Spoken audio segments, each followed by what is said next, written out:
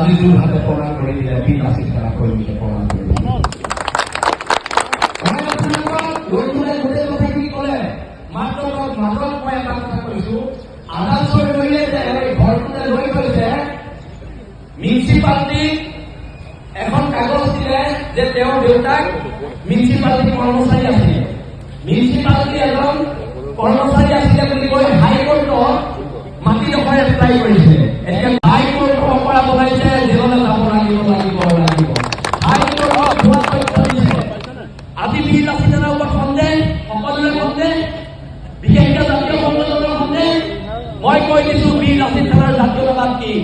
যোৰহাটৰ মাজমজিয়া এটা অনা অসমীয়াই এজনী ভানু বৰা নামৰ এজনী বিধৱা মহিলাৰ দোকান এখন দখল কৰি থৈ দিলে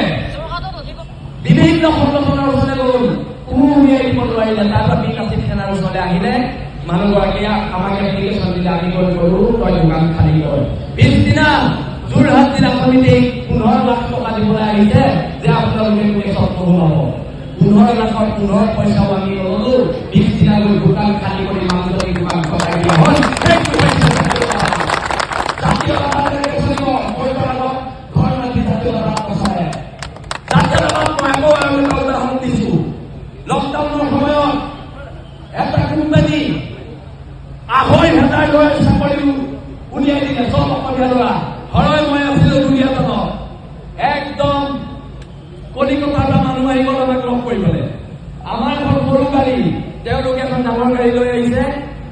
আমাক কৈছে যে ক'ত কথা পাতিম কৰোণা সময়ত সকলো বন্ধ আমি আপোনাৰ গাড়ীতে কথা পাতিম তাৰপিছত সি আমাক কৈছে যে সংগঠন আপোনালোকে কেনেকে চলে মাল কিমান সি আমাক পইচা দিব লৈছিলে 5 লাখ টকা তেতিয়া তাক ক'লো তই গাড়ী পৰা ওলাব নোৱাৰিবি তোক এটা পিতা হ'ব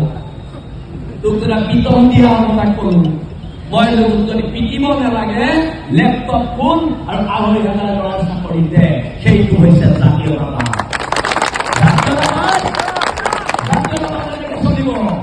জাতীয়তাবাদ এনেকে চলিব আমাৰ ওপৰত সন্দেহ কৰি যে তোমালোকে কৈ আছা আমাক যে বকি আছা তোমালোকৰ কলিজা নাই এইখিনি কৰিবলৈ আমাৰ কলিজা আছে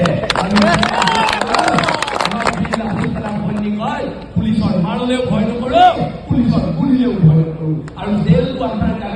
ইয়াত পাবাই আমাৰ ইয়াত বীৰ লাচিত সেনাৰ যিমান সৈনিক আছে 80,000 জেল খাইছে আৰু সেইকাৰণে আমি যিটো জাতীয়তাবাদ কৰি আছো সেই জাতীয়তাবাদেই হৈছে প্ৰকৃত জাতীয়তাবাদ এই জাতীয়তাবাদত ভেজাল নাই আজি যে বাংলাদেশীটোৰ বিৰুদ্ধে আমি যে যুদ্ধপাত কৰিছো কেলে কৰিছো সেই পুৰা অঞ্চলত যিখিনি খিলঞ্জীয়া মুছলমান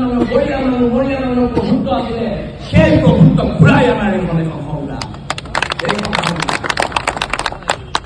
আৰু ৰুণুৰাই কয় কৰে হিমন্ত বিশ্ব শৰ্মা আৰু গৌৰৱ গগৈ বীৰ লাচিত সেনাৰ নেতা নহয় আমি আমাৰ সভাপতি আমাৰ মুখ্য সচিবক আমি নেতা হিচাপে মানি আগবাঢ়ি গৈছো আৰু যেতিয়ালৈকে এওঁলোক দুজন থাকিব পদত আমি তেতিয়ালৈকে এওঁলোক দুজনৰ নেতৃত্বত আমি কাম কৰিব। সেইকাৰণে আমাক বেছি এইবিলাক কথা কৈ লাভ নাই। এইবিলাক কথা কৈ আমাক লাভ নাই। বিল আলোচনাৰ যিটো একতা, সেইটো একতা হাজাৰ কোনোবাই কিবা কৰিব নালাগে। আমি এতিয়া বুজি পোৱা আৰম্ভ কৰোঁ। আমি সুন্দৰকৈ বিদেশী খেলা অসম চীন অবাধ, বিদেশী খেলা অসম চীন অবাধ।